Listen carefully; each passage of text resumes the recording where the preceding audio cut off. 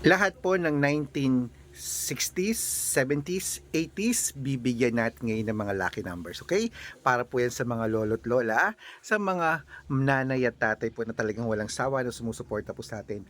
Humingi na po kayo ng mga lucky numbers ngayon pong May 30. Nako, para po meron kayong aalagaan na numero ha. Palitan nyo na yung mga lucky numbers na hindi na po lumalabas dyan. Ito pong ibibigay ko sa inyo, mga numero po natin na bagong sumada galing po sa notebook sa libro po ni Lola Carmen, okay? Sa mga nagtitiwala sa amin at sa mga naniniwala na kami magbibigay ng swerte sa'yo, humingi ka na ng lucky numbers ngayong gabi. Kailangan ko lang po ang kumpleto birth month at birth year. Yun pong isusumada ko, okay? At syempre dapat naka-follow ha. Madali lang po mag-follow. Follow lang, tapos mag-share kayo ng video, tapos mag-heart. Tapos dito po kayo mag-comment. Basta makakapag-antay, bibigyan kita ng numero. At syempre 6-digit lucky numbers, ayan po sa taas. Pwede po yan sa lahat ha. Pwede po ang lucky numbers namin sa STL, 2D Lotto, National Luweting Lotto Pilipinas at Lotto Abroad. At ito po ang importante. Bago po sumali sa private consultation, dapat nakakausap nyo muna ako sa video call ha, yung malinaw.